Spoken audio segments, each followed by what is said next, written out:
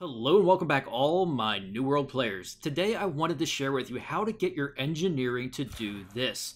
That's right, we're going to power level engineering the cheap way, so that way we can craft up the best tools in the game to help with our farms.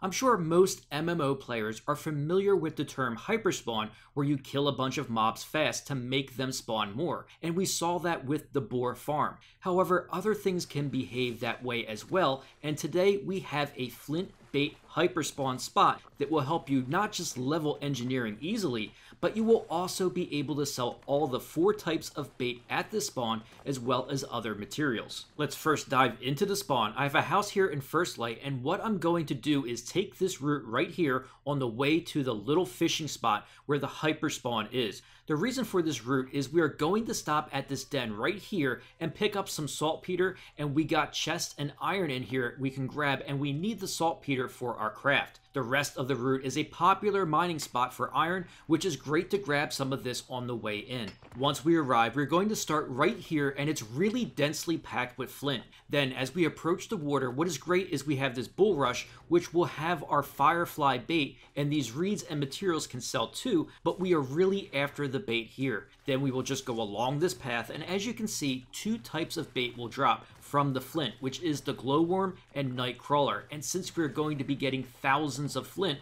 we will get a healthy amount of bait as well. The firefly bait I've been selling for anywhere between 50 cents to over 1 gold each, and also the same for the glowworm and night crawler.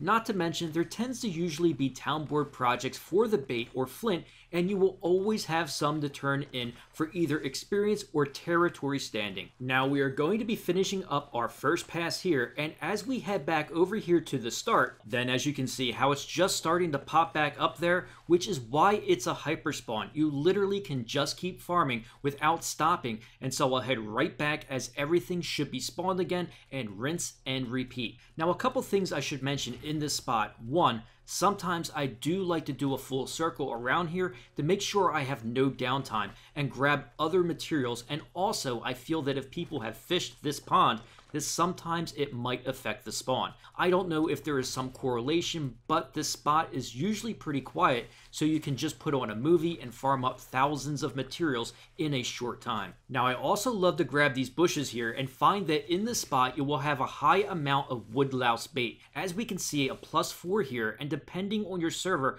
I have been selling this bait from anywhere in the range of 2 to as much as 5 gold each, which is why I like to hit these bushes here. And of course we got some herbs, which have a variety of materials that sell well from dill to cinnamon. Now we're going to head back to First Light, and the last ingredient we need is wood for charcoal, and we should have got some from picking the bushes, but we need a lot, and fortunately it's really dense trees right outside of town for you. Then we head over to our workshop, and we're going to do a big craft of some gunpowder, and as you can see, the massive experience we get from this craft. I mostly use this method to power level engineering and found it to be the best in terms of cost and being able to make gold on your farm. I have seen other people mention to craft iron arrows, but at 4 iron bars per craft, it's just too expensive, and we want our iron because we are going to smelt up to get our star metal and orichalcum bars for the best tools. If you have iron, save it for the smelt or just sell it, and the feathers in my humble opinion.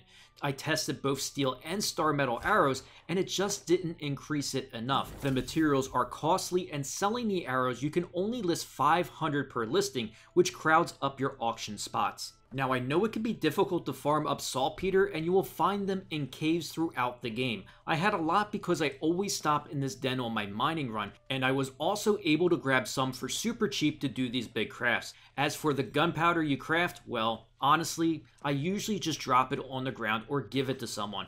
We aren't making our gold from this craft, we are making our gold from selling everything else we get in this hyperspawn. Now, if you are lower level, this can be a fantastic spot for you, because before heading out there, check your town board and pick up the flint, bait, rabbit, lynx, or even fishing missions, and when you get back to town, you have a ton of missions to also turn in for the extra experience and territory standing. This spot is just a real chill spot where, while it's not the best gold per hour, you can really have a variety of materials listed that consistently sells to help get your gold up if you are running low. Flint does sell really well, and sometimes you can get upwards of 50 cents each depending on the town on my server, and if you have thousands of Flint, you can grab some easy gold. People are always buying Flint for town boards and to power level engineering. Hope everyone is enjoying their day, and hope this nice little spawn treats you well if you choose to use it and you are able to power level engineering and make some steady gold along the way. If you enjoyed this video, don't forget to like and subscribe to support the channel. I do variety content on this channel, but have a good 340 hours into New World and been wanting to share my experience and information with everyone. As always, I look forward to reading your comments below, and I will see you in the next New World video.